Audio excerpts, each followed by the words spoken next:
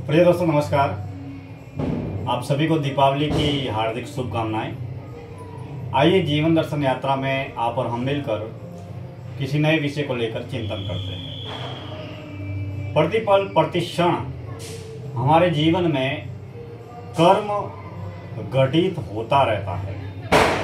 अब जिस कर्म को हम कर रहे हैं उसकी प्रेरक शक्ति पंच ज्ञान इंद्रिया है, जिनके माध्यम से हम कर्म करने के लिए प्रेरित होते हैं।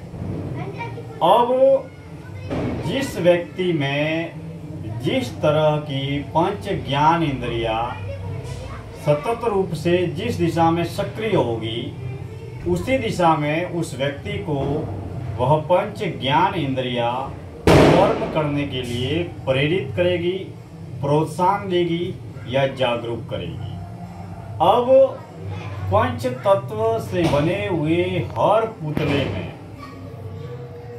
तमोगुण, रजोगुण और सतोगुण, ये तीन तरीके के गुण हमेशा विद्यमान रहते हैं। अब एक व्यक्ति जो है वो अच्छा काम करता है, वही दूसरा व्यक्ति है जो बुरा काम करता है।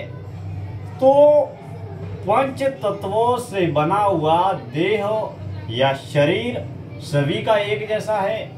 घर, परिवार, समाज, संसार से बना हुआ मन सभी में एक जैसा है।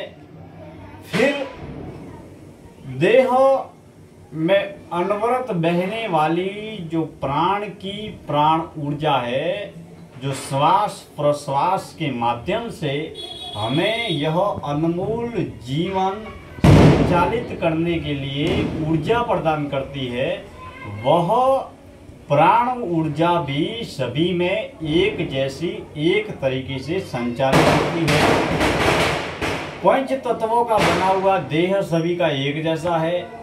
मन भीतर से एक जैसा ही बना हुआ है, कुछ बाहरी भिन्नता है। वो है घर, परिवार, समाज, संसार से बने हुए मन, वचन, कर्म पर आधारित हमारे जो मन, बुद्धि, चित्त, अहंकार के जो संस्कार है, उसके माध्यम से हर इंसान का मन भिन्न भिन्न रूप में दिखता है, भिन्न भिन्न रूप में सोचता है और भिन्न भिन्न रूप में कर्म करता है। अब जब देह और मन दोनों अगर मशीन की तरह, उपकरण या यंत्र की तरह प्रति व्यक्ति में कर्म करते हैं, तो फिर अलग अलग तरीके के कर्म करने के लिए प्रेरणा शक्ति जो है, जो बाहरी बाजारी दुनिया है, उसको देखकर, सुनकर, बोलकर, सूंघकर, स्पर्श करके जो पंच ज्ञान इंद्रिया है, उनके माध्यम से बाहरी बाजारू दुनिया जो जन्म से लेकर अब तक आज तक प्रतिदिन हर क्षण हर कर्म हमारे भीतर प्रवेश करती है। अब जो बाहरी बाजारू दुनिया, जिस दुनिया को हमने भीतर प्रवेश दिया है, वही भीतर की दुनिया हमें बाहरी बाजारू रूप में कर्म करने के लिए प्रेरित करती है। अब साधक की सजगता इसमें है कि साधक हमेशा अपनी पंच ज्ञान इंद्रियों को नियंत्रण में रखे, होश में रखे, सजगता और जागरूकता के जरिए पंच ज्ञान इंद्रियों पर पूरा नियंत्रण रखे। वह 24 घंटे सहज चौकीदार और पक्का पहरेदार बनकर रहे कि 24 घंटे में कानों के माध्यम से क्या सुन रहा हूँ, आंखों के माध्यम से क्या देख रहा हूँ, जुबान के माध्यम से, वाणी के माध्यम से, शब्दों के माध्यम से क्या बोल रहा हूँ, क्या मैं स्पर्श कर रहा हूँ, किस तरीके की सुगंध ले रहा हूँ।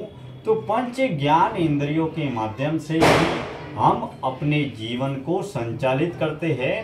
अब जितना बाहरी बहिर्मुखी बाजारू दुनिया में हम अपनी पंच ज्ञान इंद्रियों को बाहरी रूप से सक्रिय करेंगे, उतना ही हम अमीर, प्रसिद्धि, मान, सम्मान, पद, पुरस्कार, बाहरी बाजारू दुनिया के मान, सम्मान, पद, पुरस्कार सतत प्राप्त करते रहेंगे।